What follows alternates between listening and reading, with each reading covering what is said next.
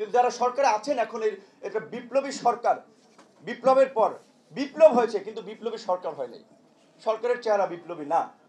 শুধু সরকারের চেহারা যদি বিপ্লবী না হয় তাহলে বাংলাদেশ আরো সামনে একটা বড় ধরনের বিপর্যয়ের মুখোমুখি হতে যাচ্ছে। লিখে নেন, অল্প সময়ের মধ্যে এরকম অস্থিরতার মধ্যে যদি একটা নির্বাচন হয়, আরেকটা গভর্নমেন্ট আসবে, যেই গভর্নমেন্ট স্টেবল হবে না, ইন্টারন্যাশনালি সেই গভর্নমেন্টকে আনস্টেবল করে রাখা হবে জঙ্গিবাদের ট্রাম্প কার্ড দিয়ে, উগ্রবাদের ট্রাম্প কার্ড দিয়ে নানানভাবে সেই গভর্নমেন্টকেও অস্থির করে রাখবে।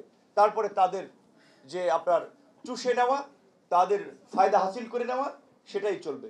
তো সেই দিক থেকে আমি ব্যক্তিগতভাবে, যেহেতু আমার এই বিশ্ববিদ্যালয়ে আমার কখনো রাজনীতি এইভাবে আসার আগ্রহ ছিল না, একটা পরিস্থিতির মধ্যে দিয়ে রাজনীতিতে এসেছি এবং সেই রাজনীতিতে আসতে গিয়ে কিভাবে জীবন বিপন্ন কিংবা পরিবারকে আসলে কিসের মধ্যে ঠেলে দাও সেটা দেখেছেন। শেখ হাসিনা যদি আজকে পতন না হতো তাহলে তো ধরেই নিয়েছিলাম যে 1.5 বছর জেলে থাকতে হবে।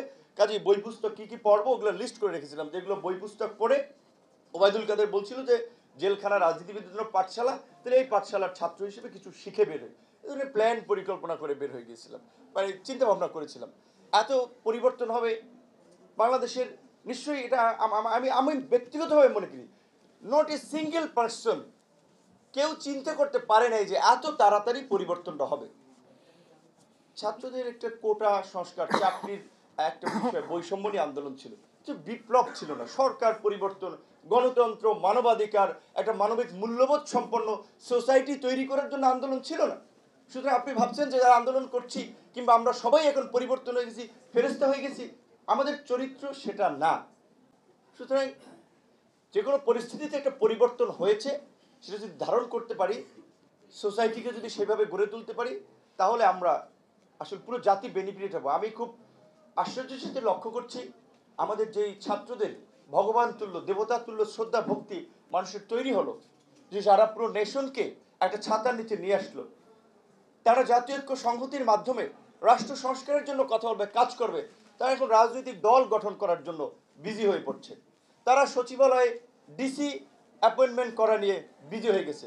তারা বিজনেস কমিউনিটির বিজনেস ব্যাকআপের জন্য সমঝোতা করছে। এটি কি আন্দোলনের স্পিরিট ছিল?